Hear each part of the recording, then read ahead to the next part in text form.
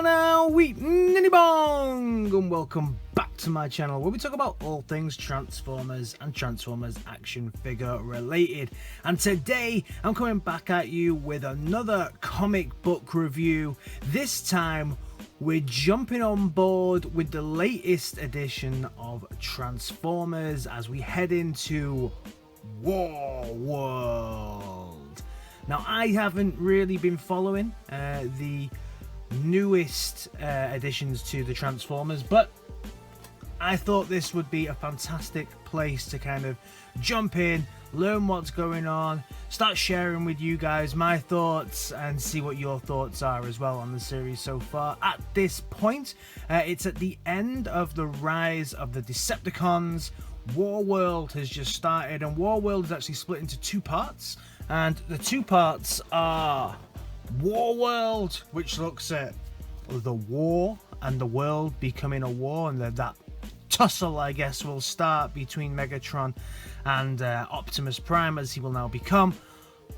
And we also have a separate version which is called Escape, which is looking how the world war that's going on in this section is actually impacting the people who live on Cybertron, who feel disconnected from the war itself. So this is really interesting. Actually, this is the one that drew me in.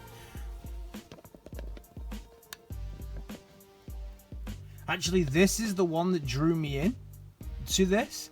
But yeah, I think to understand what's going on in this, I also need to find out what's going on in this. So this is why we're now going to be looking at both of them. I already have my review up on this one. If you want to go and check it, it's on the channel.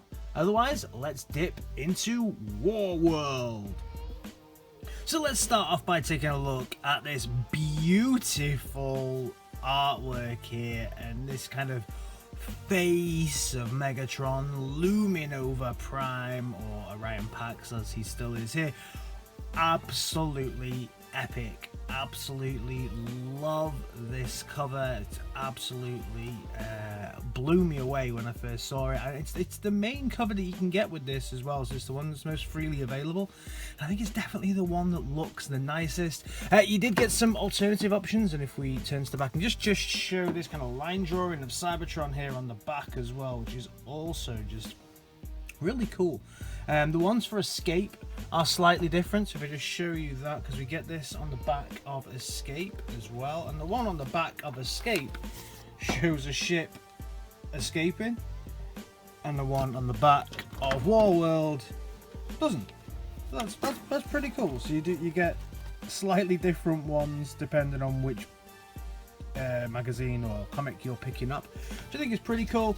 And then the other covers we could have got with this are also pretty nice. So you get this one, the one that I got, and then you get this one, Rise Optimus Prime, with Prime getting the power of the Matrix for the first time. Some really nice artwork there. And then this, I'm not sure if this was for this one. Oh yeah, this one was for this one. So this is also with Wheeljack and the kind of holographic picture of Megatron looming over Iacon there. As this is the first comic in the War World series, this was actually a double issue. So issue 25 is a double issue. So page 1 is actually focusing in here on Megatron finally making his move on the Senate.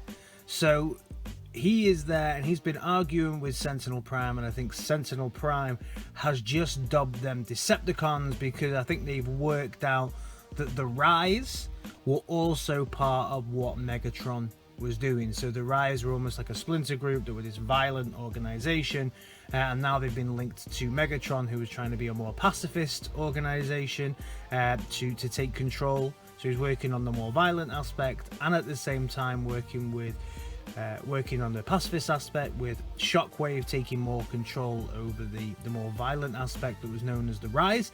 But I think right now they got found out by Sentinel Prime and got dubbed Decepticons, and he's all right with that name. And they take control and start to take senators like Orion Pax, because Orion Pax here is a senator, hostage. So I guess that's what happened at the end of Rise in the last episode of Rise of the Decepticons, and the new episode starts and says that, you know, we've got Wheeljack, Megatron, Sentinel Prime in this one, Orion Pax, Ironhide, Rainmakers, Hound, Chromia, Prowl, and Striker are kind of the main characters in this. We do see a fair few other characters as well, but these are kind of the main people who are going to make up the bulk of this story. And it starts with Jack kind of landing his ship not very well after he's been to a mission on the moon, trying to stop the Rise taking control on the moon.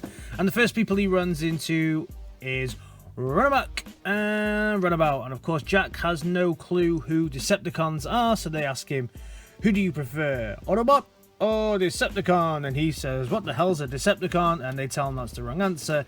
And then boom, boom, boom. And luckily for him, he actually gets a little bit of help here from Streetwise. And then Runabout and Runabout are sent packing. Then we look at all the senators that are kind of cooped up in these cells. Sentinel Prime is having a conversation here with Megatron in this section. And I have to say that I know this is supposed to be kind of back in the day and the start of the war and all that. I really like the way they've drawn Megatron here. Like, he looks young. Like, that's really cool the way that they've done this. Like I said, it's the first time that I'm seeing the newer art style. I collect the old IW stuff. So this is my first toe dip into the new main line. I like the fact that they made him look young. He looks like a young Megatron. That's pretty cool. So he's having a conversation with Sentinel Prime, basically around how he's handling himself and how you can basically lead through power, and what would happen if Megatron took charge of the Matrix himself and put it in his chest. Megatron ends the conversation with Sentinel Prime and tells Laserbeak and Ravage to kind of look after the prisoners, but do not kind of interact with them and engage with them. And then goes over to Prime, or Orion Pax as he is here, and tells them that he's not even worth any of my time, and basically says that, you know, you're nothing, you don't matter to me anymore, Orion Pax. But of course we know in the future he will. Ironhide, Hound, and Chromia are all sat around then, kind of planning how they're going to get these people out. So how are they going to get all of the senators free? And they're planning what the best course of action will be to do this. And Jack then bursts in, looking pretty worse for wear, and just tells them that the Rise, you know, they saved the moon, but the Rise showed up, and you know, the Rise now have taken over the winged moon. So they've lost the moon now, so they're losing parts of Cybertron and they're losing parts of everything. At this point, Megatron kind of does a massive hologram of himself and tells Cybertron not to worry, and that he's keeping all of the senators safe. They're being kept safe. Don't worry. so that's kind of what Megatron is talking about there. Don't worry about anything. He's keeping all the senators safe at the moment. They then start to plan exactly how they're going to do it, and we see Bumper here in this as well, which is pretty cool. I think for me, this is the first time I've seen Bumper in a mainline story, so it's nice to see him kind of get some action. And they're talking about some stuff that happened to Rubble. So Rubble was kind of taken offline by Mindwipe in one of the previous issues, so they're just talking about what has happened there and how it's not actually Bumper's fault. For those of you, Bumper is Bumble Jumper. Of recent times, Bumble Jumper's name has been shortened to Bumper, which is cool. I only found that out the other day by watching the history or the basics on Bumper. So you can head over to Chris's channel, and you can check out Transformers the Basics, and he has a basic story there on Bumper. Fantastic stuff that they do over there. Big shout out to that channel. Really, really, really a big fan of that. So again, they're all getting ready to attack, well, not attack Iacon, but to go to Iacon to try and get what they want, which is the Senators at this point. So they're all drilling through the floor. Finally they get there, and you can see this is such a cool looking power team there, led by Ironhide. Brawn there in the background as well, looking pretty good. And they're all get to Iacon, and then they attack. They're going at a two-prong, so you've got Hound and Chromia and people on the other side attacking the front of Iacon from the outside to try and distract some of the Decepticons inside. Inside, Megatron is presenting the Rainmakers to the rest of the now Decepticons, and it's quite interesting because they're saying about Acid Storm, and they're saying about Ion Storm, and then Nova Storm they're saying is actually a female bot, which is something I didn't realize before. I don't know how new that is, but they did also mention that one of the Seekers in Earthrise was female as well, and that's without changing the body type here, so you can't tell openly that that's a female. So that's an interesting take that they've got there, and I never knew that Nova Storm is now a female bot. So that's pretty cool. That's pretty interesting. Let me know in the comments how long, if you were aware of that, and how long that's been, because that was actually something I was not aware about. You also see that Megatron then hears the kablooey and kablammy going on from the outside, so he tells Stryker to deal with it. Inside the building, the rescue attempt is on, so Brawn and the others actually are saving all of the Senators. So this epic panel of Chainclaw opening up on Ravage, and Laserbeak left with nothing else to do apart from evacuate the scene. Really, really awesome panel there. Love it. And then they've released Sentinel Prime, but Sentinel Prime says he has to get a message out. So they want to take him back to safety, so he argues with Ironhide around whether or not that's a good idea. And of course, Sentinel Prime just says, tough titties, mate, it's my decision. Megatron blames Skytread for all of these and says that he's a bit crap, basically, and that his new best Decepticons will deal with this. So that's Clench, Snaptrap. We also see Blitzwing. We also see Apeface here as well. Really, really cool looking Apeface, and also Blitzwing looking good. And I also really, really, really like Snaptrap. Always like Snaptrap. Review of the TFC Snaptrap coming up very, very soon. So again, the arguments are carrying on about whether or not they should go and deliver this message. And Sentinel Prime says, screw you guys, I'm going. So he does end up going. The bots continue to try and make their escape on the inside of Iacon, and they are attacked by Blitzwing, and in the blast, Roulette gets wiped out in the blast, and of course this is Ironhide's love. So Ironhide, I guess, will be pretty heartbroken and be pretty aggressive, I would guess, in the next episode, especially towards Blitzwing. So that's a bit of a sad note that happens during this one. We then see Sentinel Prime take off. This is the first time I've seen Sentinel Prime's alt mode in this.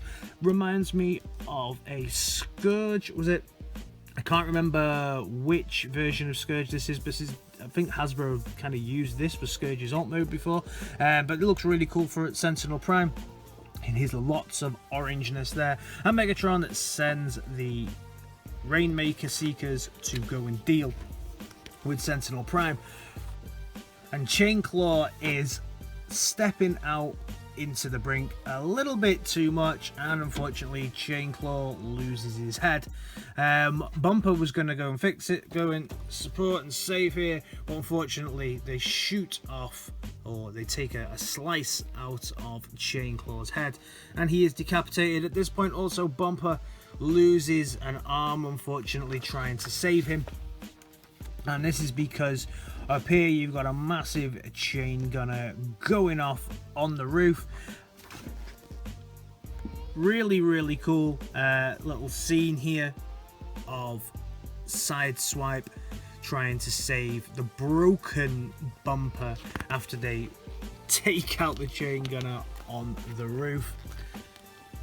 Seekers then, they battle with Sentinel Prime and bring Sentinel Prime down. Sentinel Prime fights really valiantly, however, unfortunately, he comes off second best, and this is because I think it's Nova Storm just flies straight through him, and that is sick. What a way to take out a Prime. And then the Matrix then passes from leader to leader. Prime actually thinks at this point that he's going to pick it up and deliver it to Magnus, but the Matrix has other ideas and decides to implant itself within Prime's chest instead of Ultra Magnus's. Prime then travels into the Matrix, which is pretty cool, and it starts off by looking at the Rage Plague a little bit, and anyone who remembers the Rage Plague remembers this dude's face, which is pretty cool. I like that little callback there that we have. But he travels back and he starts to look at all these different versions of Primes, and he's talking about whether or not he actually feels he can handle the power, and this is some will be able to handle the power, some will not handle the power of the Matrix. But if the Matrix calls you, it's up to you. Can you survive the burden? Can you do the service? Or you could reject it all. And of course, because he's Prime, he accepts the power of the Matrix. And then it says World War Prime. Awesome cover looks like for the next one, where we have Prime facing off against Megs.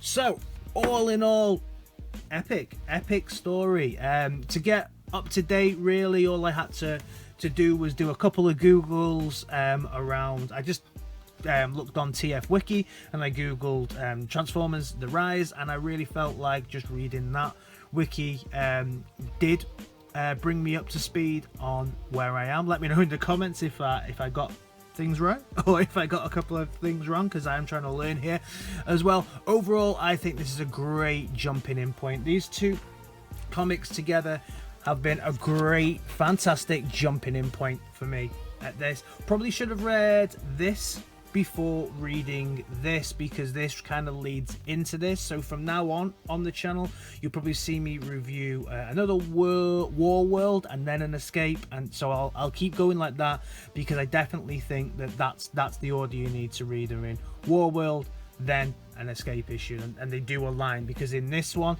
we see Wheeljack getting fixed by Ratchet, and obviously we saw him get damaged in this one, so definitely read this one first. Both fantastic. This is exceptional. Really like all the politics at play. Really like the way that things are coming to life now. I know people have been sleeping on this a little bit. I would say now is the time to don't sleep. Let me know your thoughts on this down in the comments. Are you hyped about War World? Are you hyped about Escape? Have you been following this all the way through? Let me know, and I'll see you in my next video. Alright guys, in a bit. Peace!